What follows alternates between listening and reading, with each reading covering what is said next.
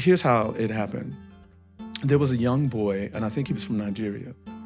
And at the time, all the other kids were African American, they were black children, and they were referring to me as, Mr. Serious or brothers, And this boy, every time he came, he would say, Baba, but he didn't speak a lot of English. But he would follow me around and he would say, Baba, Baba, Baba. And on the first day he was doing it, the kids in Compton, the kids were like, what's he talking about? They were making fun of him, actually. So his mother came, and at the time, I didn't even know what Baba meant, to be honest with you. And when his mother came, I said, all day your son has been following me around saying Baba. And I was like, what's he saying this? What does it mean? Because he couldn't articulate it. And there was a sadness that came over her, and she said, in our culture, Baba means father, and it is a term of respect. And she said his father was killed not long ago, before we came here, and he is calling you his father. So at that point, hold on, I didn't mean to get emotional up here, but at that point, all the other children, when they found out what it was, they started calling me Baba. So with my work in my community, I gained some level of respect, and they gave me that title.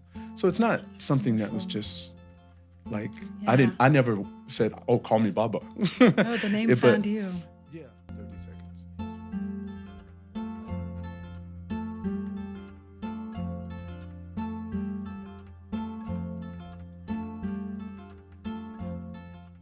Salam and hello, everyone. My name is Lilly Piper, and welcome to the show. As you know, stories are the heart and soul of Salam and Hello. Every episode is a story in and of itself. It's got a beginning, it's got a middle, it's got an end. Hopefully it's got some tension rising. Hopefully it's got a beautiful conclusion. And we value stories here because they are so much a part of our culture, our identity. They tell us who we are. They remind us of who we are. They often signal for us where we want to go. Over the years, we've had the great pleasure of having storytellers on the show. Those who consider themselves professional storytellers, journalists like Abdi Latif Dahir, as well as those who are telling stories through the work that they're doing, like Eunice at the Rajesha Project. Well, today on the show, I am delighted that we have a guest who is a storyteller from the heart, somebody who has taken storytelling not only as an art, but as a discipline, as a pathway to connect culture, to connect community, to connect individuals. And he's here to share his art and his stories with us. Jaliba Baba the Storyteller has over 30 years of experience across the globe. He lives in Long Beach, California, but I think you could hardly call him, a resident of one place. He has made his home in school communities, in cultural communities, across borders, across the continent, across the world. And he's used storytelling as a way to connect not only himself to others, but to help communities understand and reflect their histories, their past, and their futures. As a part of his work, he has been recognized by Long Beach, California as the municipality's Artist of the Year. I think what a beautiful way to acknowledge somebody who has used storytelling as a means of educating and uplifting communities. In addition, he's also been honored with commendations from the U.S. Congress and the U.S. Senate in the United States. And when he's not touring internationally, he can be found serving communities in local schools, which we love here at Salam and Hello. We are committed to schools and to teachers and to communities. So that is just the heart and soul of what we try and do here. And he's also found in libraries and festivals and events. And in the last couple of years, he's also authored the book, Road of Ash and Dust, which tells his own story of being a Black American who has found his path throughout storytelling across the world, and in particular, here on the continent. And if you've been listening to the show for a while, you know that we're not just telling stories of Africa, but we're telling stories of all of her children. And so it is a great joy to have Baba the Storyteller here with us today, one of Africa's own children, to bring us his gift and his talent and his storytelling to the show. So Karibu Sana, we're so happy to have you with us. Thank you for that. You just warmed my heart so much. Thank you for that. Well, I think this introduction only touches on some of what you do, because you've also brought your kora today with us. Yes. And I just can't wait to dive in and to learn and to get to know you better. Dear friends of the show and of mine, Sajdan Amin, called me up, I think like Tuesday, and said, we know you're busy, we don't care, You have to talk to our friend, our new friend, Baba the Storyteller. Right. We think that the listeners would really benefit from him. And I'm just so honored that you would make time to be with us today. So It's thank you. reciprocal. There's reciprocity here. It's Thank you so reciprocal. much. So please introduce yourself to the listeners. You have a long digital footprint, and we're going to share that today with our listeners. But how do you like to be introduced? As a father, I'm a father. I'm a grandfather. I'm a husband, and I'm a man steeped in his culture. Other than that, I mean, I could go through accolades and things, but that's the core of who I Yeah. am. And if someone wants to know me, that's how we get to know one another. So that's really who I am. I don't Okay. like delving into too many other things because that's the core of me. Yeah. Well, interestingly enough, I didn't even know those parts of you. What I knew was kind of the storytelling and the art and the community work. So we're going to have to get into the family piece because, of course, your name is Baba, which we Right. all know here in Kenya. That's how we greet our Right. fathers. And in my home country of Ethiopia, it's Abba. Same letters, just different arrangements. So all Yeah. still connected. So maybe we can start with why Baba the Storyteller was the name that you adopted for yourself as you started this work of storytelling. You know, it wasn't a name I adopted. It's more of a title than a name. And just to give you the cliff notes, a summary of Sure. how I acquired that. My family, we were all living in a city in Los Angeles called Compton. And this was many years ago. This was around the time of Rodney King. And we were plagued with drugs and violence. And me and a group of men decided that, we can't just stay in our house when our community is falling apart. So we decided that we were going to get together and we were going to do this thing called rites of passage. And it was based on indigenous practices of rites of passage. So what we were doing is we were taking the indigenous rituals and practices of a rite of passage, and we were taking it into an urban setting, and we were reconstituting what we thought was our spiritual nature, our spiritual guide. And in doing that, we would take these young boys whose fathers might have either been in prison or not alive, and me and these men would take these young boys and we would take them through rituals and ceremonies and fun things, camping trips, and teaching them skills, basic life skills. So here's how it happened. There was a young boy, and I think he was from Nigeria. And at the time, all the other kids were African American. They were Black children. And they were referring to me as, Mr. Sears or brother, And this boy, every time he came, he would say, Baba, but he didn't speak a lot of English. But he would follow me around and he would say, Baba, Baba, Baba. And on the first day he was doing it, the kids in Compton, the kids were like, what's he talking about? They were making fun of him, actually. So his mother came, and at the time, I didn't even know what Baba meant, to be honest with you. And when his mother came, I said, all day your son has been following me around saying Baba. And I was like, what's he saying this? What does it mean? Because he couldn't articulate it. And there was a sadness that came over her, and she said, in our culture, Baba means father, and it is a term of respect. And she said his father was killed not long ago, before we came here, and he is calling you his father. So at that point, hold on, I didn't mean to get emotional over here, but at that point, all the other children, when they found out what it was, they started calling me Baba. So with my work in my community, I gained some level of respect, and they gave me that title. So it's not something that was just like, I never said, oh, call me Baba. Oh, the name found you. Yeah, the name found me. And I haven't been asked that. I haven't detailed that in a long time, so yeah. What an honor, what a joy. I mean, I just think there's no better way. I think so many of us are used to, particularly those of us in creative space, right? It's all about what's your DJ name, what's your rapper name, little this, little that. So how beautiful that your name came so organically from the relationships that you were building. The children gave it to me. Yeah, how beautiful. And to be so rooted in what now has become, I mean, is it fair to say your life's work over 30 years of connecting communities? So beyond your role as father and grandfather and community, kind of organizer, how did the storytelling piece get added to that title? I actually never thought about storytelling. My passion was history.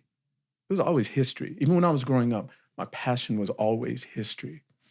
And I think the reason my passion was history is because, I grew up around my great-grandfather. He lived to be 110. And Wow. the other men in my family always stressed the importance of history as a path to self-knowledge. So I grew up with this. But the educational system I was in didn't offer that. So I had this duality of engagement where I would go home and my uncles were, Pan-Africanists and Black nationalists and, Garveyites and, they were all these different things, and Christians. But these were the men who nurtured me. So coming up in that, I think that led to my passion for history. So when I left the United States, I actually left the United States. I left because of the conditions. When I was young, I couldn't quite deal with the conditions of racism, of sexism, of the isms. I couldn't deal with them. And I was witness to too many things that a young person should not be witness to. And I have too many family stories of, I would say, depravity from those who inflicted pain. So in doing that, when I went to Africa, I went to reestablish roots, reconnect with roots. I grew up in that era of Alex Haley, who wrote the book Roots. So I was like, I'm going back to Africa. And I knew nothing. I'm going to be honest with you. So give us some dates. Nothing. So is this as a high school student? Is It this was after high school. But I was very young. Okay. So at that time, early 20s maybe. Okay. Just independently, did you have a connection in the continent? I'm going to tell you, I'm about to be so vulnerable, and you can see how ignorant I was as a young man. I went to the continent with this vision. I went to Senegal. That was the first country I went to, with this vision and this passion and my heart, and this is the motherland. And I went with no money. Okay, and you thought you would just arrive to open arms and somebody's grandma would take you in and... Yep, don't judge me. Don't judge me. I'm just appreciating your genuine heart. My naivete is what you're appreciating. So anyway, I got to Senegal, and there was a host family. A friend of mine was from Senegal. He sent me to be with his host family, and they were a family of griots.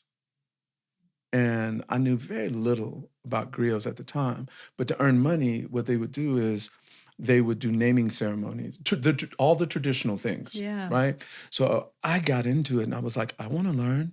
And they had told me, they said, this is for our people, this is for our family, and we pass these on to our sons and our daughters. So I wasn't welcome with open arms and taught. But one night, I was having a conversation with Buba. Buba was the father of the compound. And Buba asked me, why did I want to learn? Why did I come here? Because he couldn't quite wrap his mind around, this someone coming from the land where the streets are paved with gold. Right, because this is the 80s. Yeah, so everyone thought the United States it's a land paved with gold, and you earn money and you become rich, and everyone there is rich. So he couldn't wrap his mind around why someone would leave that. And okay, we all know that's a fallacy, first of all. But I explained to Buba that I was interested in reconnecting with my ancestors. And I told him that I had come to the continent for that reconnection because my tie to my ancestry was severed through enslavement. I'm a descendant of those who were enslaved in the United States. So once I began telling him my story and explaining what I was doing, everything opened up at that point. And he had his sons begin teaching me the kora.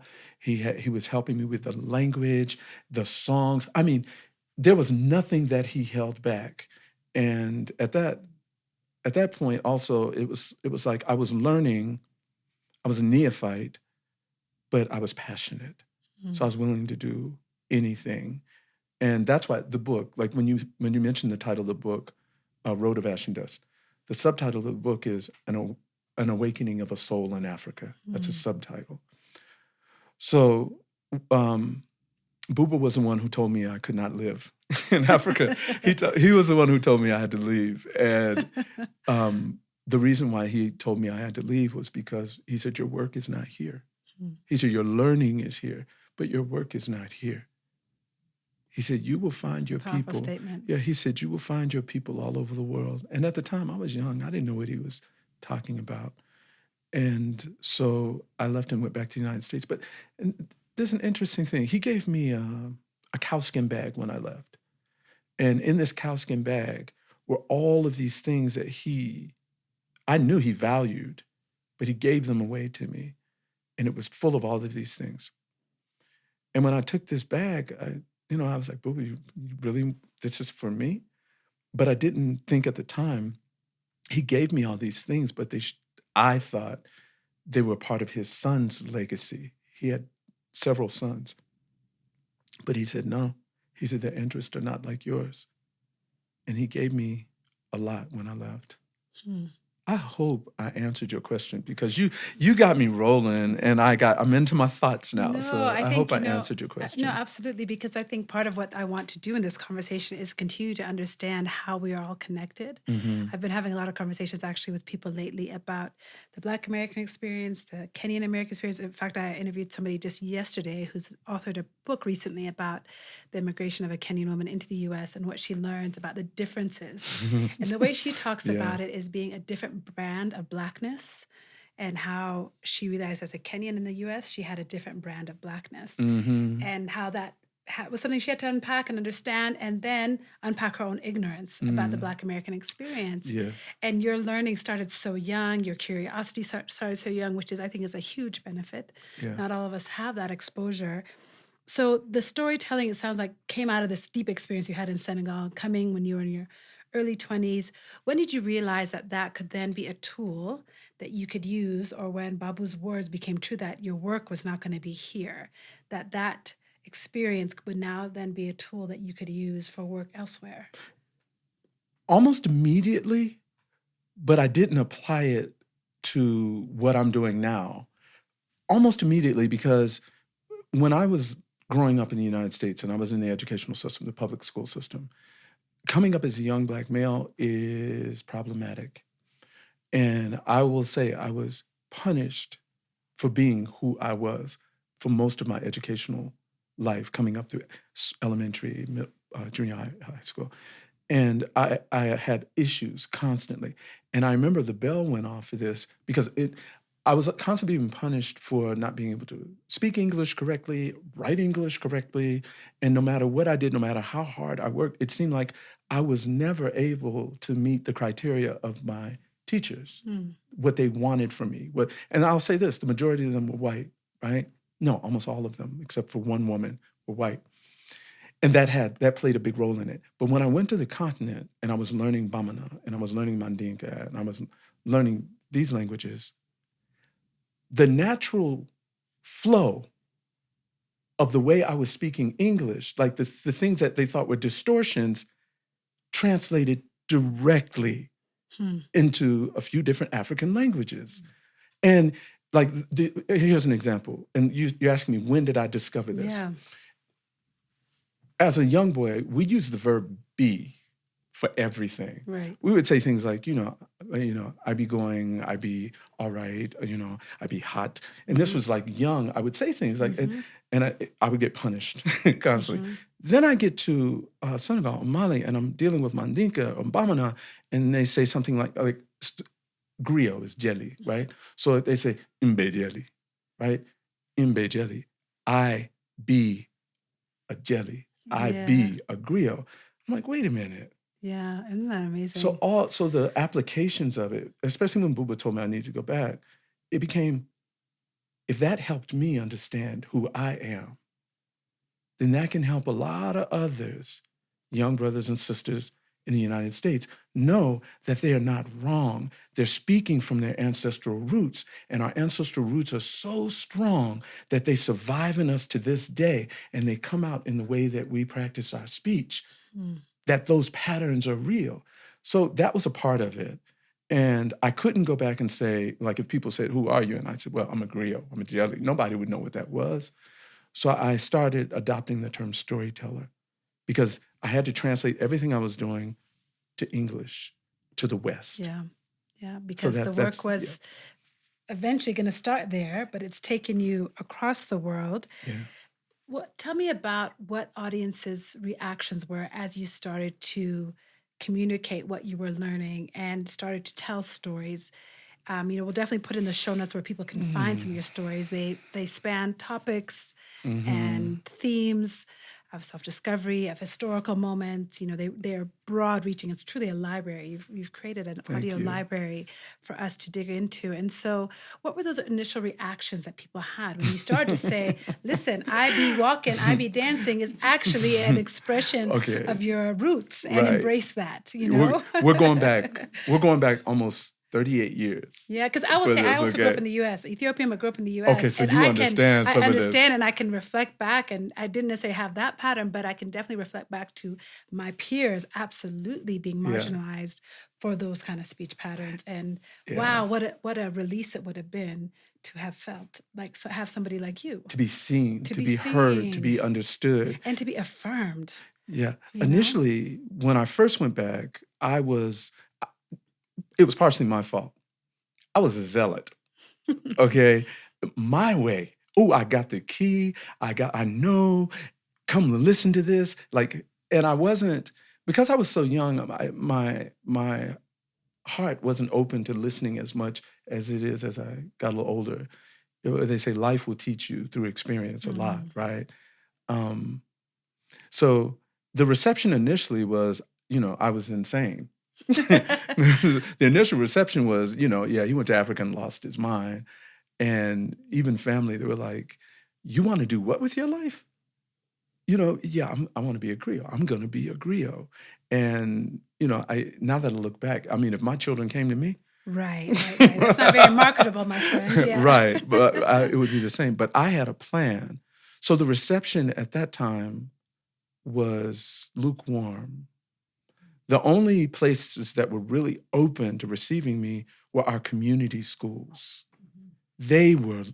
I came back and they were like, whatever you want, tell us how you want to set it up. And I'm not sure if everyone understands what I mean when I say community schools. These were schools not in opposition of the public schools, but they were foundation to a more nurturing development of our Black children. So we had our community schools. And I spent a lot of time in our community schools. And when our children started transitioning out to community schools, many of the parents were like, oh no, you're coming to my child's public school. So it was incremental, the rise. And I think in a lot of ways, I was forced on a lot of institutions. What were the kids' reactions? Oh my gosh, the children. That's what keeps me going today. Whole acceptance. Uncompromising love. Not I don't think, I'm trying to think in all the years I've been doing this, I don't have one child of any ethnicity, of any background, who has ever rejected what I do. And in fact, I've had just the opposite. I've had a lot of love poured my way from children. So they've been the foundation of my support to motivate me to continue. Which tells us something about what we teach our kids, either intentionally or unintentionally. At some point, they get messages that what you are offering, the stories, the affirmation, the identity, revelation, all of those things, if it's not received with love at age 12, 13, or whatever point that shifts, it's something that's taught. It's not something that's necessarily innate to even who they are, because there's something that, you're right, in small kids they receive. I've heard people make similar comparisons around children dancing. Every kid dances up until like a certain age when they're told they we're untaught. We're untaught to dance. Yeah, exactly. All of us dance. Yeah. Exactly, So, this idea of, spending a life telling stories. At some point, was there a story that you're like, wherever I go, this is a story that is going to be central? Because I can imagine you adopt new stories, you get rid of old ones, you try something different. But is there a story that has stayed with you no matter where you've gone in the world? Because you have been everywhere: Brazil, Colombia, Uruguay, Senegal. I was looking at your list, I was like, I can't even write all these down. But you have been all over the world. So is there a story that has kind of been central to your work and practice? There is something that comes to mind, but it's not a story I share. And until you ask me this, I never thought about sharing this story. But I'm going to go with. Would you share it? No, well, not the whole story, but I'll explain something about it. Because this is interesting to me that this comes out the way it did with you. When I was growing up, And I think it's motivation that pushes me. When I was growing up, my grandmother, she was mainly the person who raised me, my grandmother. And my grandmother was born in like 1910. So her father, my great-grandfather, is the one who lived to be 110. And my grandmother would tell me these stories whenever we were alone. And she would tell me these stories because she wanted to protect me. This is what she was saying. She wanted to protect me as a young Black male. And one of the stories she told me was of her uncle, and they worked in the farm fields. And I won't go into detail about the story, but her uncle was coming back from the fields, working in the fields, and his shadow passed by the window of this white woman who had a home near the fields. And this posse, I don't know what you call them, crew of white men came, and they took my uncle, my great uncle, he would be my great uncle. They took him away from his home, and they made my grandmother, all of her sisters, her brothers, her father, her mother, and all the family that was present. They made them come to the tree where they hung him, and they made them watch. And this is the insidiousness of enslavement, of colonialism, of all of these things that we've suffered under that many people want to deny ever existed. So my grandmother shared this with me. And this was as a child. So when most children were hearing stories like from Mother Goose and things like this, I wasn't growing up with that. I was growing up with these stories. And I'm telling you this one because for some reason it came to surface. And I believe stories come to surface for a purpose. They have their own purpose, and it's part of ritual. So growing up hearing this and being aware of this, it was foundational to me to know that others suffered for me to be here. So when I'm traveling and I'm thinking and I'm sharing stories and I'm doing these things, it's not so much that it's about the stories as it's about the purpose of the stories, as about how if I have been gifted with the ability to have effects on other human beings, then I'm going to use that talent and that skill so that someday maybe there will be change in this world. And I think every one of us has the potential to create change. And this is my little corner or my little grain of sand on the beach where I'm helping to do what we do. But that story right there sits with me all the time. And that's not something I share with the children, when I'm telling. I am age appropriate. I'm developmentally appropriate. But it's coming, like I say, when I look into someone's eyes, they tell me what story they want to hear. And that's the griot tradition. So when you ask me that, I know you may have been thinking of something different, but it's almost as if your eyes tell me what story needs to be told in that moment. That's one of the most foundational stories for me that I carry with me. Yeah, I need to just sit with that because that's thank you, first of all. And I'm sorry because that is too often the stories that mothers have to tell sons. It makes me think about the stories I've had to tell my own sons. And they sit with the stories of love, they sit with the stories of comfort, the stories of wisdom, also sit these stories of protection and how much love your grandmother had for you to also want to protect you with this story. Yeah. Just makes me think about the role stories play in our life. I just need to sit with that. That's something that just remember your ancestors and what the price they paid for your stories. You are empathic. Yeah. And that resonates with me. So when I tell these types of stories and I come across souls like yours, it's healing for me. So I don't ever want to put that story out and have people feel a certain way because I'm beyond the pain of it and I'm on to the purpose of it. Amen. It's hard to even move on to that because I think I don't know that we'll ever stop grieving as a people.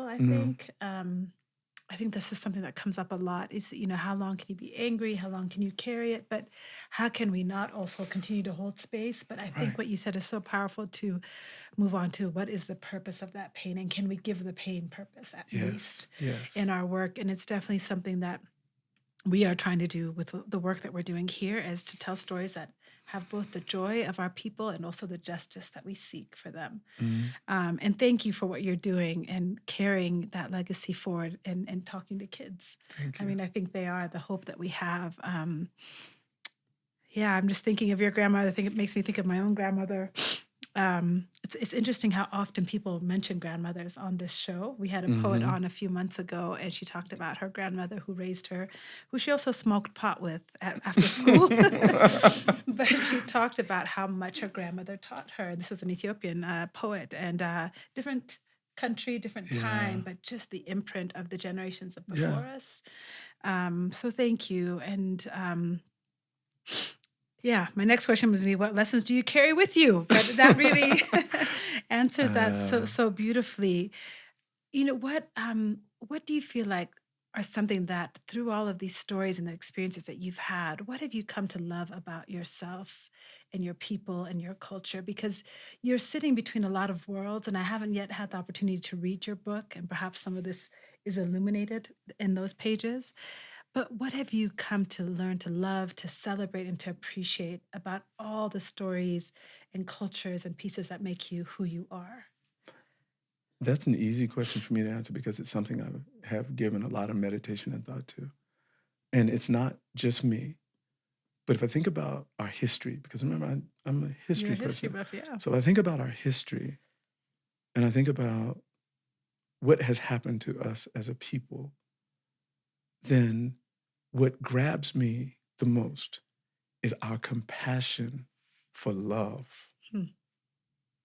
Our ability to love in a way that I think not many understand, because people question, like, how can you not be angry all the time? How can you not want to seek revenge? How could you not, like, I'm human. Yeah. I go through all of those ranges of emotions, Yeah. right? But at the end of that road is this capacity to love myself so much that I spread my love to others. Because I can, one of my favorite authors was James Baldwin, right? And Baldwin used to say,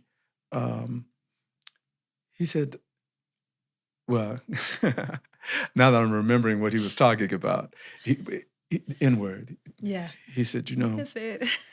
it's all right. I'll Of just, course, hey, he said, and I'm paraphrasing, but he said, I'm not a nigga. He said, I've never been a nigga. My people have never been niggas.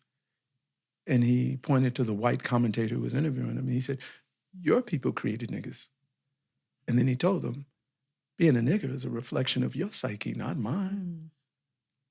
And growing up hearing these type of people say things like that, let me know, like, our capacity to love is limitless. And I think that's confusing for a lot of people in the world sometimes, because there's no one in the world who has gone through what we have gone through as a people across this continent. Indeed. No one. So I think that I'm just going to sit with that capacity to love.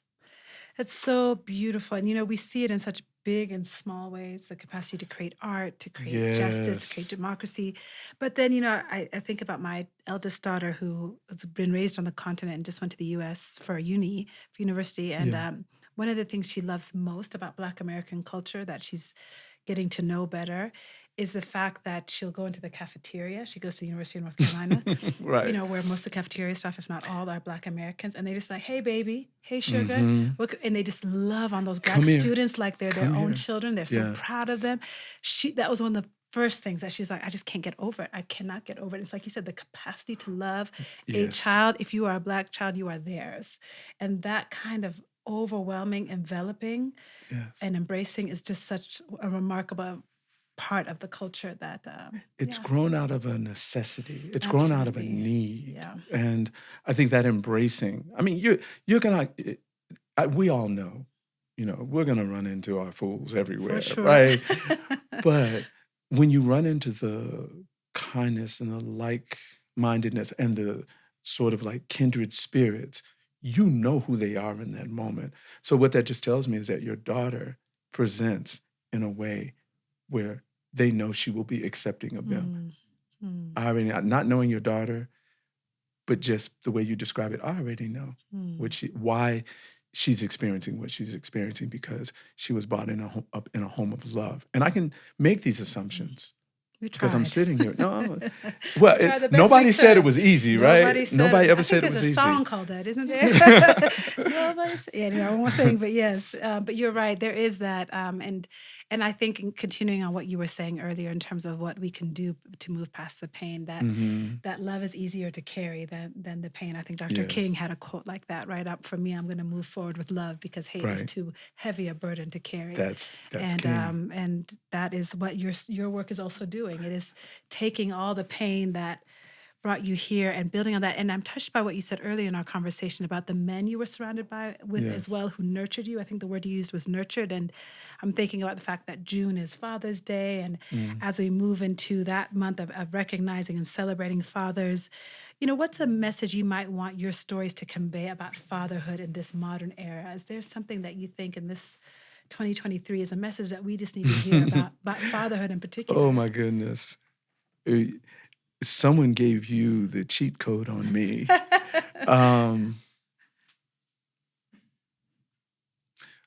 I have. Please don't make me cry again. No, before you start. I'm just trying to be real with you. When it comes to the issues of fathers, I don't think. No, I'm going to include mothers also and fathers. I'm going to say this. I don't think we have the reverence that we should for these positions.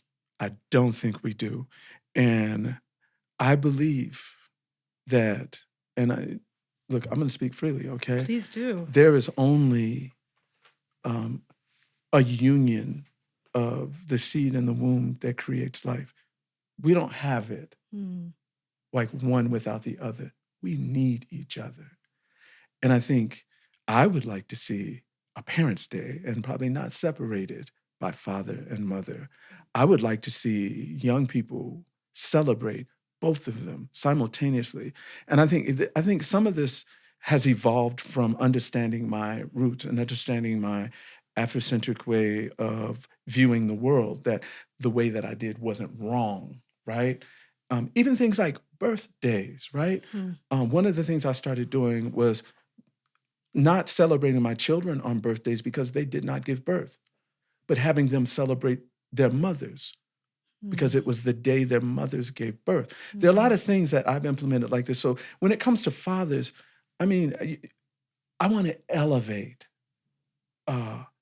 fathers to a point of reverence where I think they need to be. We're somewhat closer with mothers. Sure. If you look at the way traditionally people celebrate Mother's Day and Father's Day, Father's Day, you might get a trinket. Mother's Day, we're going to go all out, right? So I just think there needs to be a balance in that. And I think the only ones who can do that are mothers and fathers, right? Yeah. Who can change the dynamic of how we do things. So when I say fathers, I have as much reverence for fathers as I do mothers, and I have as much reverence for mothers as I do fathers. And I never want to separate, because to me, that's what these Eurocentric notions of worldviews do. They're constantly separating and dividing and categorizing. And because we have to deal with these things ourselves, much of this has been inside of us. But so ask me about fathers. That's where I'm going to go with that, because I have so many issues about this, but I'm going to stay right here with it. Okay, well, you're going to stay right there, but I'm going to ask you a follow-up to that. Because our context here in the continent, and I don't think it's that different in the U.S., is that we still have a lot of work to bring equity to the genders in terms of treatment, just on the street. Right. Pay gap. There's some real realities right here that we're dealing with. So at times it can seem like maybe Mother's Day is the only time where women feel like they're actually getting because it is fair dues. So how do we, in a patriarchal society in particular, especially because you have really embraced this idea of this Pan-African approach to identity and culture, and also making sure that we are true to ourselves, true to our ancestors, true to our roots. Where do we kind of draw that line, or where are you? I shouldn't ask you for a broader implications, I understand, but just exactly. for you, I understand how are exactly. you drawing those distinctions? These are things that I've given so much thought to. Where we begin to divert away from the illness of what we're dealing with, the dysfunction. Yeah. Is to recognize things such as this. Here's a really simple thing. Black men are not white men in black skin. Conscious Black men have different ways of seeing the world, of engaging the world, of dealing with the world, of dealing with gender. But what has happened is we've fallen into this trap of accepting terms such as patriarchy applying to anyone with a penis. But Black men did not create patriarchy. Patriarchy is a white male structure that was supported historically by white women, historically, right? Absolutely. So we're talking history.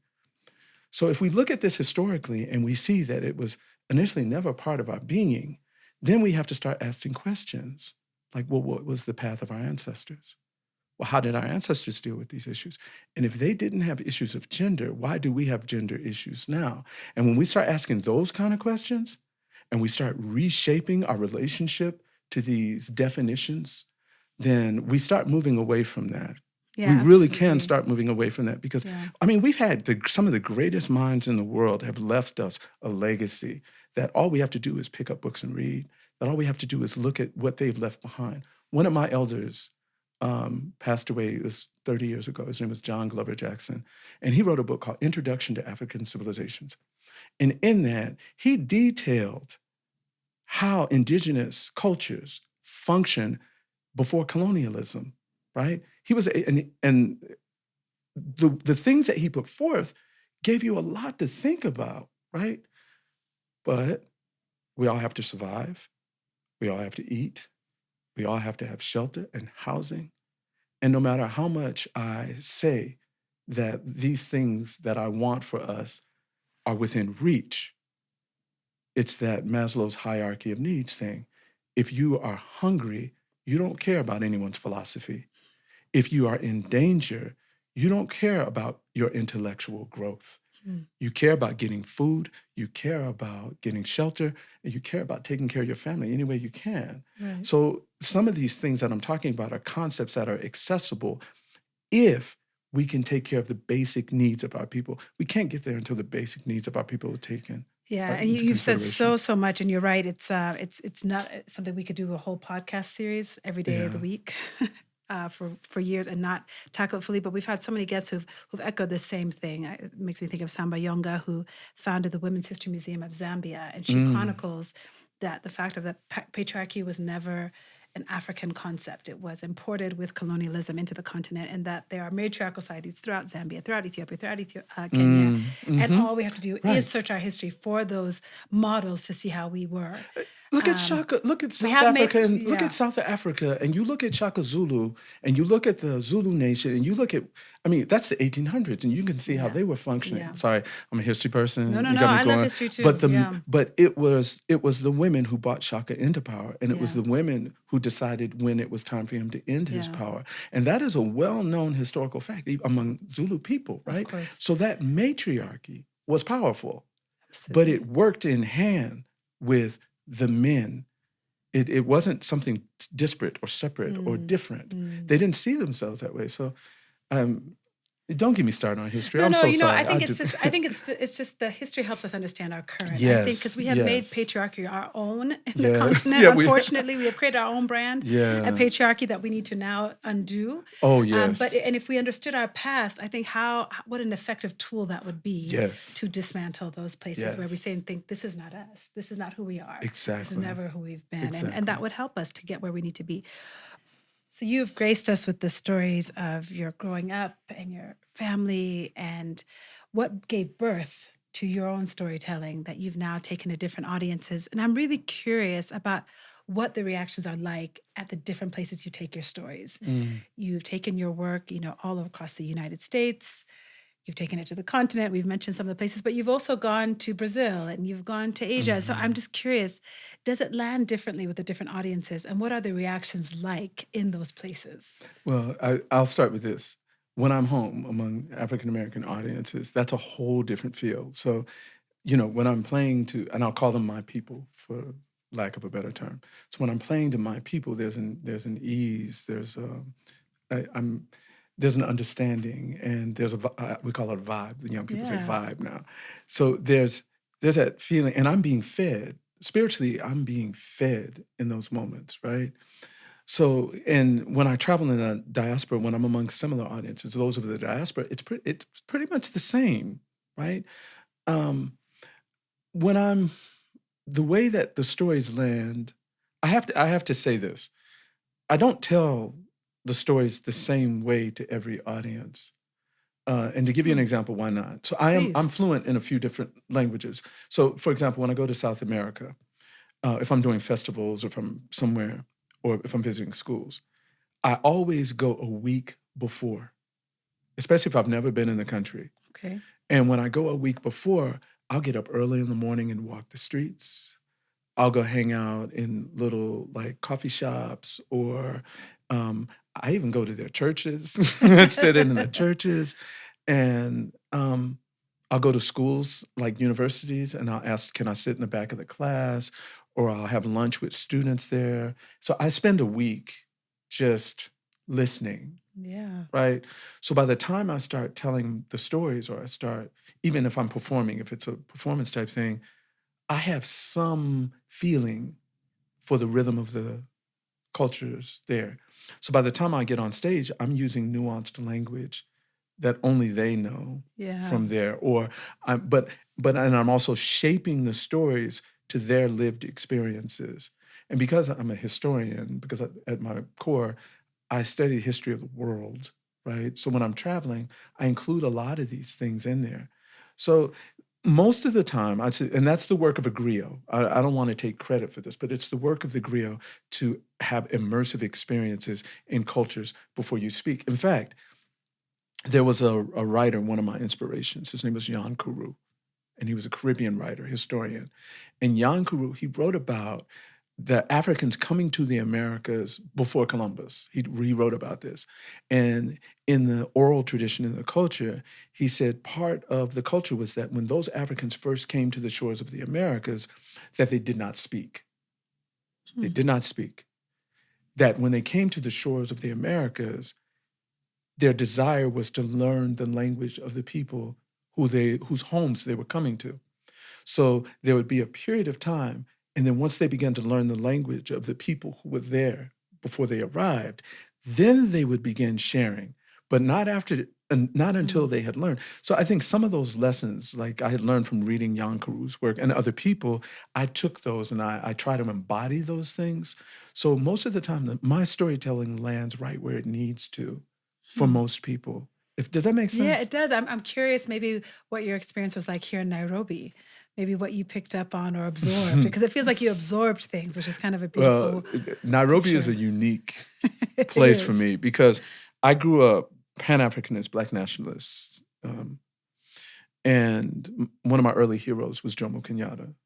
And I think I read Facing Mount Kenya when I was like 12, right? Wow. When I was 12, I know. You are a different kind of child.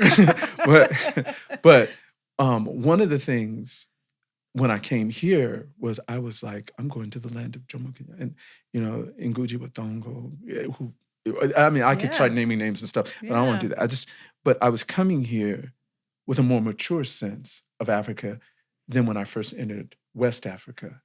So when I came here, I didn't have these expectations of what would be here, what I would find, and it's gonna be Africa, and but my only expectation was that I would cross the path of like-minded souls. That was my only that was the only thing I was looking for, and that has happened.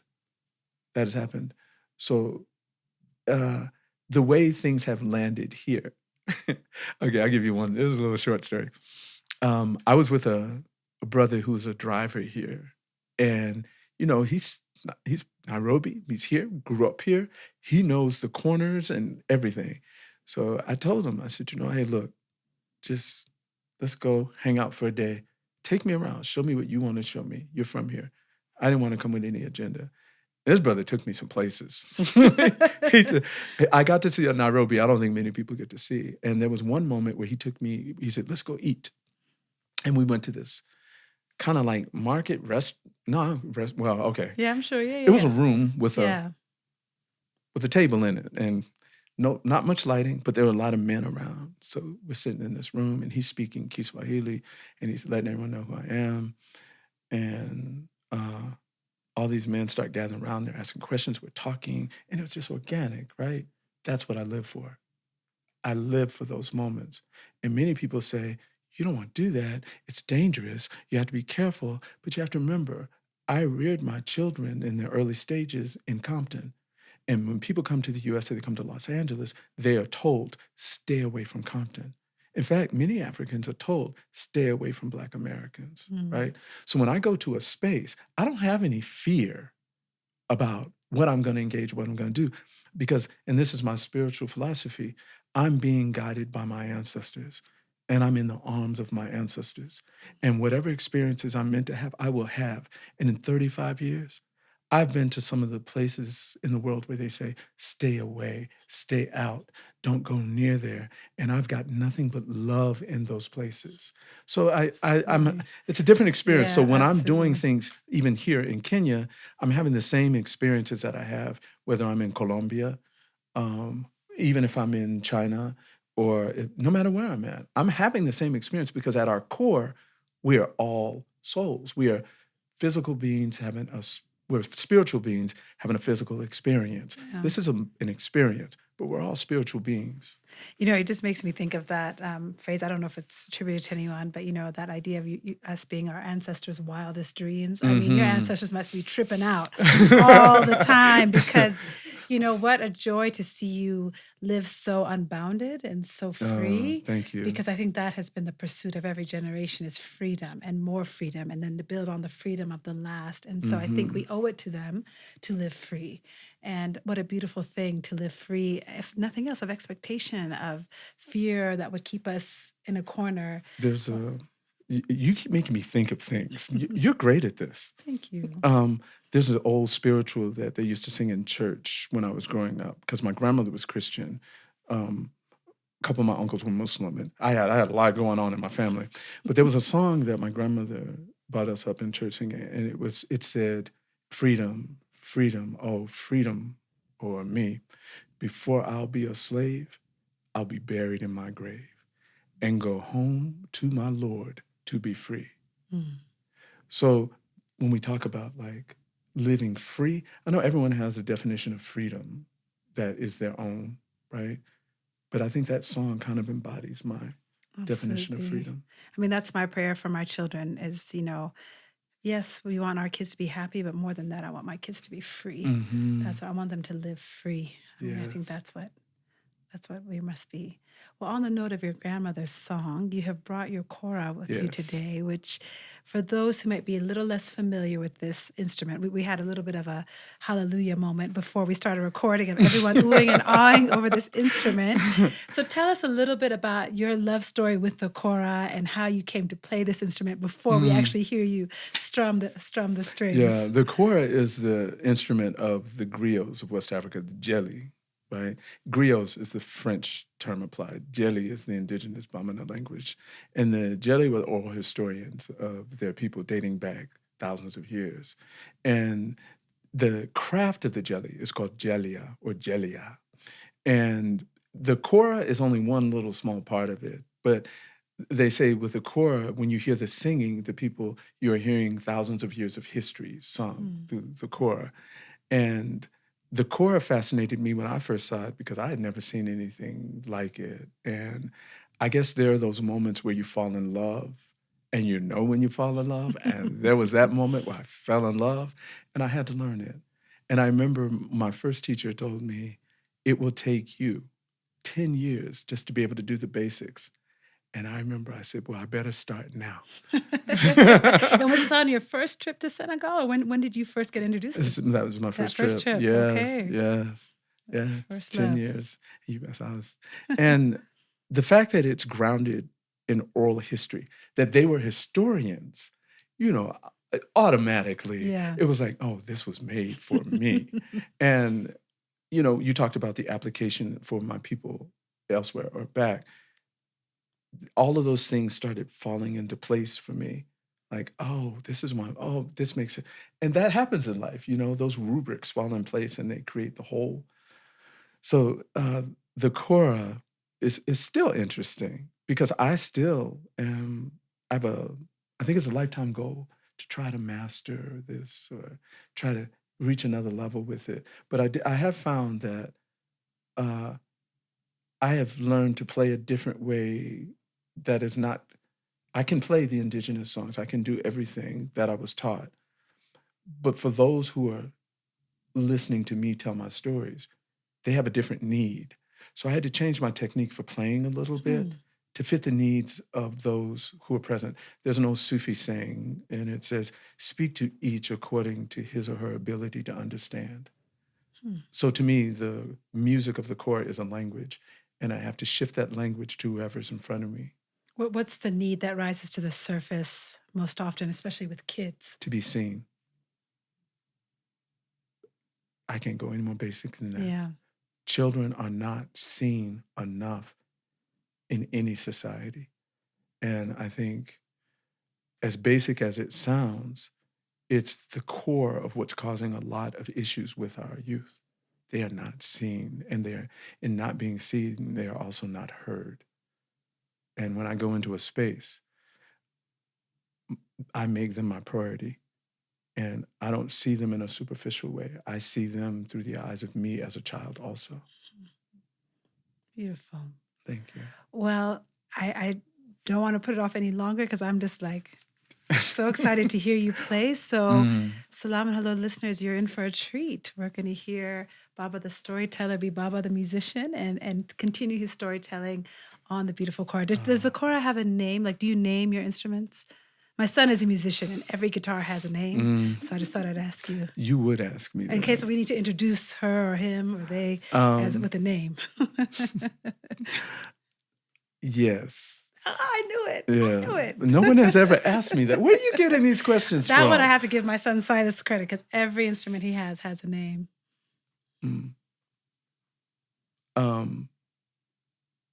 Booba's wife was someone who actually saved my life. I won't go into that story, but I came in broke. She took care of me, fed me. She took care of me. So my very first kora, I named Momina.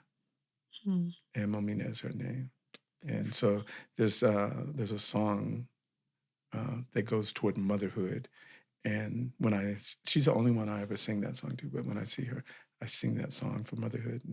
And so I named my kora Momina after her. Yeah. Beautiful. Well, we can't wait to meet Momina and to hear from her. So we're going to reset the stage and hear Baba the Storyteller on the kora. All right. Fantastic.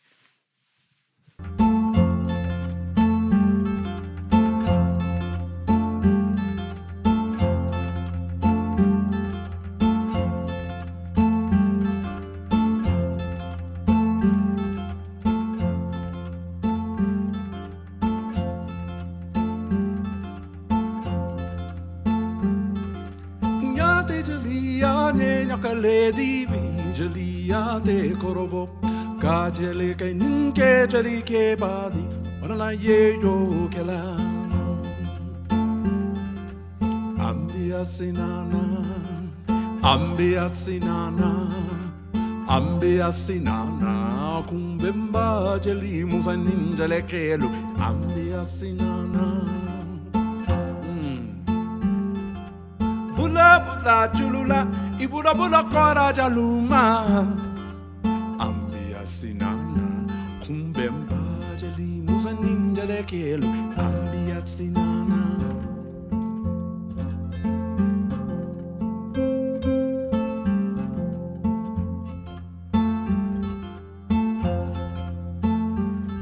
There was once a young man who had come of age. And when he came of age, there was something that he desired more than anything in the world, something he wanted. And it seemed to escape him. It hadn't escaped his friends. But that thing that he wanted, that he desired more than anything in the world, he wanted to be, well, what he desired was to be in love. But it seemed like no matter what he did, no matter where he went, no matter who he met, love seemed to always escape him.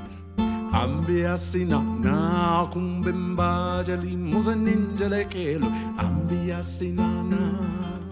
So one day, this young man wakes up and he says to himself, he says, today I will find love. Today will be the day that I will find the one I am meant to be with, and nothing will get in the way of me finding my one true love.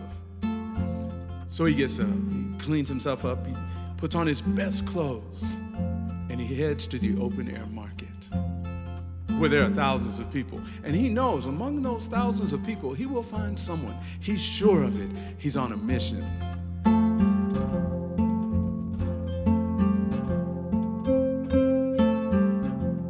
So he gets to the market, and he starts walking around looking for his one true love. And he's walking, literally, he's walking for hours. And as he's walking and he's looking, he's saying, no, no, no. But then all of a sudden, something hits him. And this happens to all of us eventually in life. He saw her. He saw her. Way clear across the market, he saw her. And he knew when he saw her, this was the one. This was the one he is meant to spend the rest of his life with. This was the one that he was meant to have children with and grow with and be with. So he wasted no time. He ran across that market, leaping over stalls, dodging people, getting in every direction he could, trying to get closer and closer, faster, as fast as he could. And then when he got to her, he said, wait, excuse me, hold on. She stopped, she turns around. And when she turned around, she smiled at him. In that way, a lot of y'all know what I'm talking about. She smiled at him and his heart melted. And he said to her, he professed his love. He said, you are the one I am meant to spend the rest of my life with. You are so beautiful. You are the most beautiful woman that I have ever seen. And she gave that coy smile again. And then she said to him, she said, oh, you don't know beauty. If you think I'm beautiful, it's only because you have not seen my older sister. And she's right over there. So she points over his shoulder. The young man, he turns to see what the older sister looks like. And when he turns to look to see what the older sister looks like, he's looking in the direction she's pointing. At least he thought he was. But he looks in other directions, in the direction where he thought she was pointing, but he doesn't see anyone. So he turns back around. And when he turns back around, she's gone. She's gone. He asked the people who are sitting nearby if they saw where she went, and all the people, they say they don't know. He describes her, and then he starts going throughout the entire market, explaining what she looked like, who he's looking for. He couldn't find her. And it wasn't until on his walk home that evening, late that evening, after spending hours looking for her, it wasn't until his walk back home that he realized the error of his ways, that he realized his great mistake. Yeah, Chalia, Aleleka Chalia da.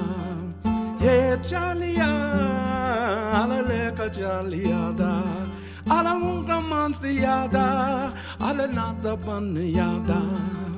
Yeah, Chalia, Aleleka Chalia da. Ambiasinana, Kumbemba Jeli, Musaninjele Kelu, Ambiasinana.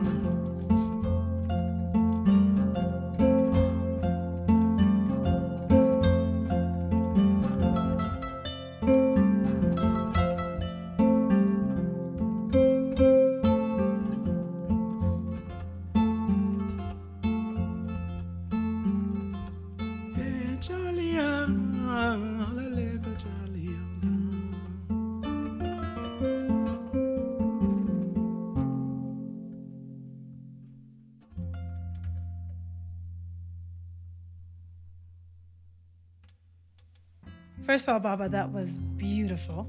Oh, Thank you for gracing us with that song. First time we've had live music in 2023. Just beautiful. You're Thank you. welcome. I won't even try and touch it, just admire it from a distance.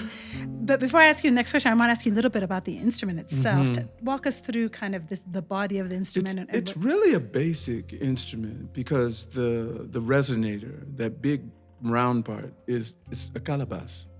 It's a calabash. And it's covered with cow skin. Okay. And it resonates because of the vibrations of the membranes, right? Yeah. And the sound bounces around inside of the gourd or the calabash. And so you got those two things. And then the wood, the handles I hold it with are made of wood. The neck of the instrument is made of wood. And those leather rings that you see on the wood hold the strings. Beautiful. And the same science that goes into building a suspension bridge is the same science that goes into constructing this instrument. So basically, Black people just made Well, the world. yeah. Just made the world. Music, bridges, architecture. I've also heard the banjo, basically, the modern day banjo is based It on is the so kora? ironic Yeah. that you mentioned that because I had that come up in school today. Okay. A child, it was a young child, said, "That looks like a banjo." And it gave me an opportunity to talk about the history because the banjo was something that was created by my African-American ancestors during slavery. That's right. And one of the first references to that was Thomas Jefferson. In his memoirs, in his journal, he wrote, and I think it was about 1824 or so, that the slaves were playing this instrument that he found fascinating called a banjar, but he spelled it Banjar. And that instrument is a connection to our roots to Africa because the banjar is not only based on this, but there are other instruments that are closely related to how it's played, even what it looks like. There's an instrument called ngoni. Ngoni. The ngoni is the ancestor of the banjo. But yeah, these instruments all relate to that part of history for us. Yeah. Absolutely. I had the great joy of going to the Museum of African American Music in Nashville, Tennessee. Have you had a chance to go to that yet? No, I have not. It is extraordinary, and they do such a powerful job of basically tracing all the instruments from West Africa that traveled across through the enslaved persons and their history into the U.S., which of course comes through now the Negro spirituals, which then bursts the blues, which then gives us rock and roll, which then gives us jazz, which then gives us hip hop, which then gives us everything. Like all of the music and culture that really the U.S. has exported to the rest of the world starts right here. You know? From pain, beauty can be born. Absolutely, beauty from ashes. Exactly. So let's talk about your book, The Road of Ash and Dust. Yes. Speaking of beauty from ashes, tell us how the griot now takes the oral history and the oral tradition to the written page and how that book came to be. Well, one of the things I think when you begin to understand who you really are, right? When you look at yourself and you see clearly who's standing in front of you, there are things that you may have wanted to deny about yourself that you have to admit, right? So having come through enslavement and the trauma of enslavement, one of the things that I was forced to realize was that there are aspects of me that are very Western, right? That not necessarily things that I wanted to put in myself, but social conditioning, what psychologists call classical conditioning, things like this, right? So I had to admit that to myself, right? Yes, I am African. Paul Robeson, one of my heroes, he said, I am African. And he had this speech that he wrote about it. And it helped me to understand that, yes, I'm a whole being and I am representative of my experiences. And although oral culture is profoundly important to me, literacy, written, is also because I was born in the West. I was nurtured in the West. So I had to put both aspects of those pieces of myself together. And, we were talking about Gil Scott, but Gil Scott has this poem called Pieces of a Man, right? So those types of things help me bring all these together. So when we're talking about writing, right? I've always been a writer, right? Those of us who are immersed in oral culture and traditions, we make some of the best writers. If you look at the writers on the African continent who have translated our culture, our histories to the written word, incredible, phenomenal writers. Anyone can just research and see that, right? Sure. So that's what led me to that. Yeah. So when someone picks up your book, what are they going to find between the pages? Me. Who are you? A father.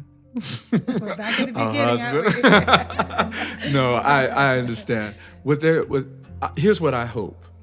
What I hope is when someone reads that, they'll read that there is a flawed being on a journey to self-discovery, and that somehow that will resonate with them. Yeah, and I appreciate that. I appreciate the humility in that statement, and the offering it is the invitation it is for all of us to Thank you. reflect a bit too.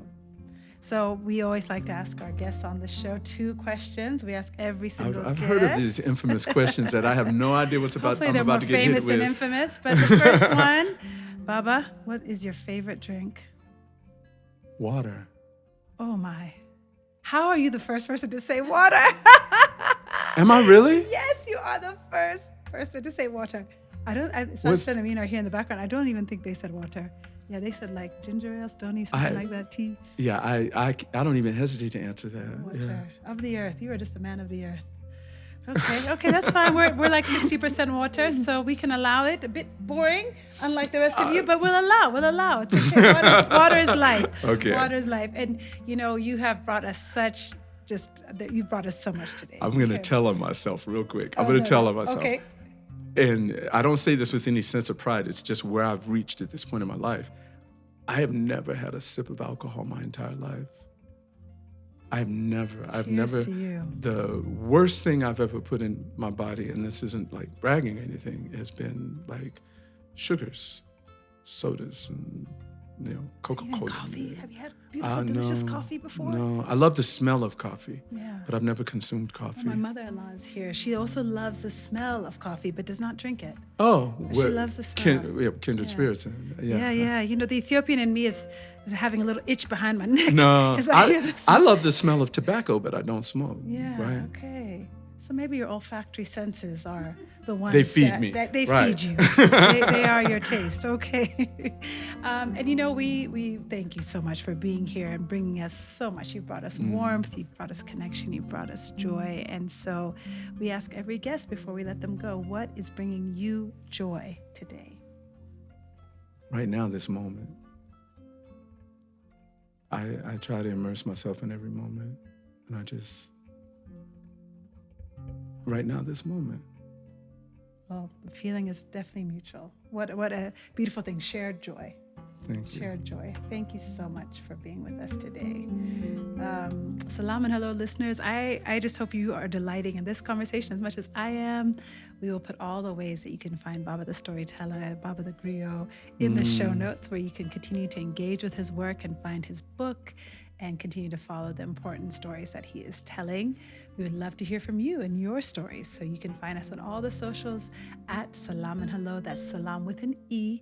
I know some of you like to spell Salam with an A, but this is an E show, E for Ethiopia. At Salam and Hello on Facebook, Twitter, and Instagram. And of course, we always appreciate a rating and a review. It really helps our show. And until we meet again, peace and be well.